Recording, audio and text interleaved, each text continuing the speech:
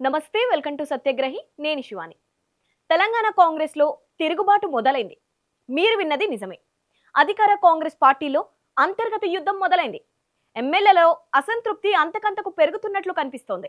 నియోజకవర్గాల్లో అభివృద్ధి పనులు కానరాక, ప్రభుత్వం నుంచి నిధులు రాక అధికార పార్టీ ఎమ్మెల్యేలు తీవ్ర అంతర్మథనంలో మునిగిపోతున్నట్లు తెలుస్తోంది. కాంగ్రెస్ అధికారంలోకి వచ్చినా తమ నియోజకవర్గాలకు ఒరిగేదేమీ లేదని ఎమ్మెల్యేలు నిరాశలో మునిగిపోయారని సమాచారం. అసలు కాంగ్రెస్ లో ఏం జరుగుతోంది? ప్రభుత్వంపై సొంత పార్టీ ఎమ్మెల్యేలే ఎందుకు తిరగబడుతున్నారు? ఆ పార్టీ ప్రజాప్రతినిధుల్లో ఎందుకు నిరాశ మొదలైంది? త్వరలోనే కాంగ్రెస్ లో ఒక సంచలన మార్పు చోటు చేసుకోబోతున్నట్లు తెలుస్తోంది. ఆ సంచలనం ఏంటి? వీటన్నిటికీ మించి ఒక షాకింగ్ ట్విస్ట్ కూడా ఈ స్టోరీలో ఉంది. అదేంటో తెలియాలంటే అస్సలు మిస్ కాకుండా లాస్ట్ వరకు వాచ్ చేయండి. రాష్ట్రంలో ప్రభుత్వం ఏర్పడి 2.5 ఏళ్లు పూర్తయింది. ప్రభుత్వంలోకి రావడానికి ప్రజలకు చాలా హామీలు ఇచ్చింది కాంగ్రెస్ ప్రభుత్వం. అందులో అమలైన హామీలు ఎన్ని అని మాట్లాడుకోవడం కూడా వేస్ట్.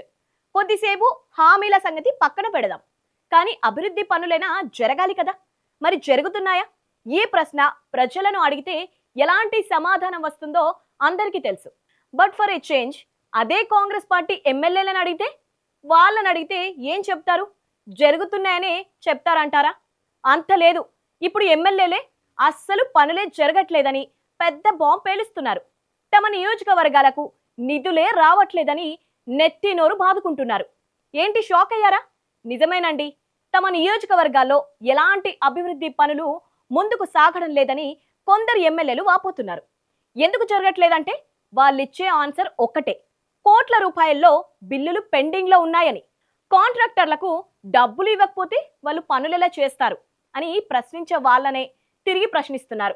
మరి బిల్లులు ఎందుకు పెండింగ్ లో పెడుతున్నారంటే, చీమ కథలాగా మాకు ప్రభుత్వం నుంచే ఒక్క రూపాయి కూడా రావట్లేదని సమాధానం చెప్తున్నారు ఆ ఎమ్మెల్యేలు.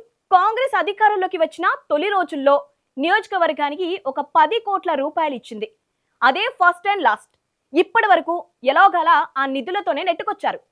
కానీ ఆ తర్వాత ఒక్క రూపాయి కూడా అదనంగా రాకపోవడంతో నియోజకవర్గాల్లో ఏ చిన్న పని కూడా చేయలేని పరిస్థితి నెలకొంది. పనులు జరగకపోతే ప్రజలు ఊరుకుంటారా? నిలదీస్తారు కదా. ఎన్నికల్లో ఇచ్చిన హామీలు ఏమయ్యాయి? రోడ్లు, డ్రైనేజీలు, ఇతర అభివృద్ధి పనులు ఎప్పుడు చేస్తారు అని జనం అడుగుతుంటే, వారి దృష్టిలో తాము పల్చనైపోతున్నామని ఎమ్మెల్యేలు బాధపడుతున్నారట. తమ ఆత్మీయులు, సన్నిహితుల వద్ద తీవ్ర ఆవేదన వ్యక్తం చేస్తున్నట్లు తెలుస్తోంది. ఇదే విషయం బయటకు చెప్దామంటే మళ్ళీ క్రమశిక్షణ చర్యలని తమపైనే చర్యలు తీసుకుంటారేమోనన్న భయం కూడా వెంటాడుతోందట. ఇవన్నీ భరించి భరించి ప్రభుత్వంపై, సీఎం రేవంత్ పై అసంతృప్తి పీక్స్ కి చేరినట్లు తెలుస్తోంది. ఈ నిరాశకు మరో ప్రధాన కారణం నిధుల పంపిణీలో అసమానతలు. సీఎం, డిప్యూటీ సీఎం, ముఖ్యమైన మంత్రుల నియోజకవర్గాలకు మాత్రం పెద్ద మొత్తంలో నిధులు రిలీజ్ చేస్తోందంట ప్రభుత్వం.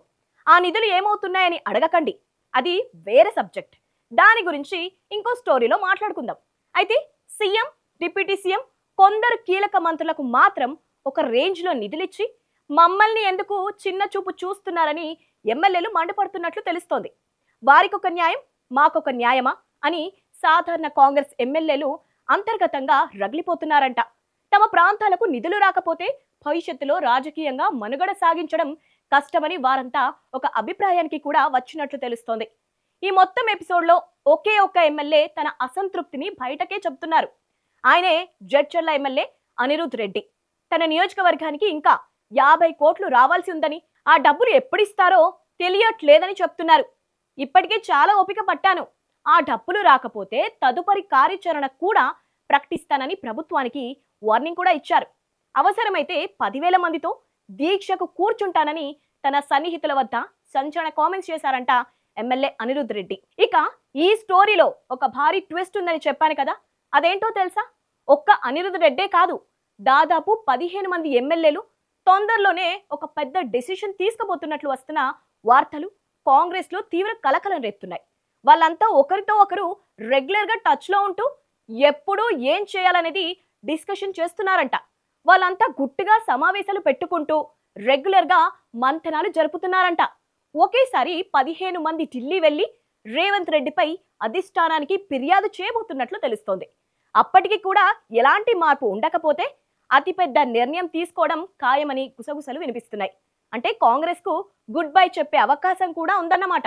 ఇది నిజంగా రేవంత్ రెడ్డికి అతి భారీ షాక్ అని చెప్పాలి. రేవంత్ రెడ్డి తీరు ఇలాగే కొనసాగితే తొందరలోనే కాంగ్రెస్ లో భారీ కుదుపులు రావడం ఖాయమని అనిపిస్తోంది. గాంధీ భవన్ వర్గాలు కూడా దీనిపైనే ఆందోళన వ్యక్తం చేస్తున్నాయి. మరి కాంగ్రెస్ అధిష్టానం ఈ తప్పులను సరిదిద్దుకుంటుందా, లేక ఎమ్మెల్యేలంతా కలిసి రాష్ట్రంలో పార్టీ కొంప ముంచుతారా అన్నది వేచి చూడాలి. ఈ వీడియో నచ్చినట్టయితే లైక్ చేయండి, షేర్ చేయండి. ఇలాంటి పొలిటికల్ అప్డేట్స్ కోసం మా సత్యాగ్రహి ఛానల్ని ఇప్పుడే సబ్స్క్రైబ్ చేసుకోండి.